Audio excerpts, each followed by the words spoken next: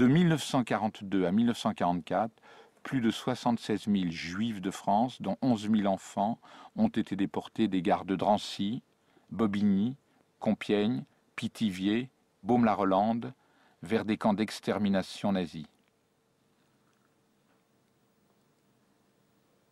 Derrière les murs protégeant les archives et les témoignages de la Shoah sont inscrits les noms des victimes sans sépulture, dont les traces sont maintenant gravées dans la pierre sur le mur des noms.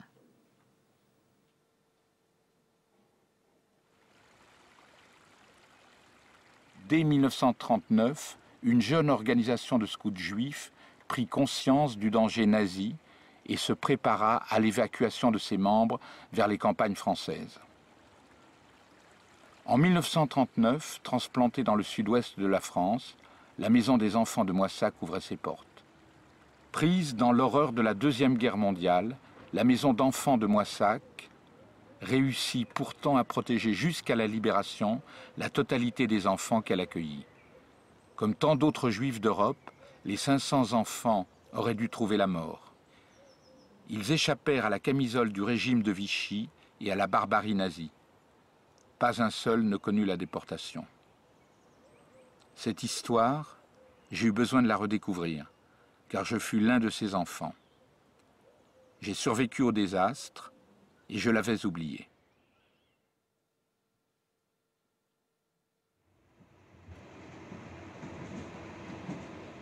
Je ne prends pas souvent le train pour Moissac, et pourtant c'est bien là que j'ai grandi. Il y a 2 ans, mon frère David m'offrait le livre de Catherine Levertowski, « Mort ou Juif », qui reconstituait l'histoire des enfants de la maison de Moissac. L'ouvrage était documenté et de nombreuses photos s'y trouvaient reproduites. Je me suis reconnu sur l'une d'elles. C'était comme si, 60 ans après, je m'intéressais enfin à mon histoire. Je suis né en 1939 avec la guerre. Mon père, Simon Rybowski, ma mère, Sarah Neyman, furent déportés en 1943 et assassinés dans les camps.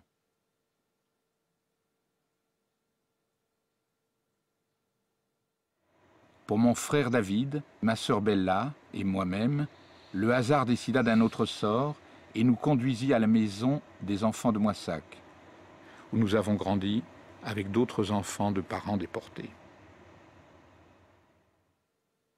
Mon père, son prénom était Itzki. Et ma maman se prénommait Rose. Ils ont été arrêtés le 13 février 1943 par la police française.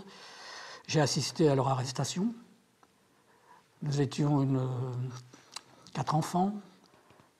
On était heureux, etc. Et puis du jour au lendemain, clac, la cassure, la police française, allez, on vient les arrêter.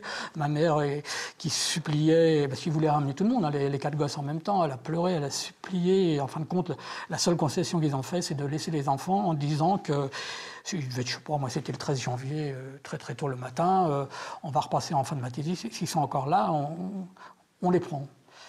Et il a fallu que ma mère, ils l'ont traîné. On habitait dans une petite maison individuelle, un petit pavillon. Il y avait du gravier. Ils l'ont traîné sur le gravier. Et j'entendais ma mère, c'était les derniers mots qu'elle a dit. C'est pas des mots dont je me souviens, ce sont des cris. Et puis je l'ai plus jamais revu, mon père non plus.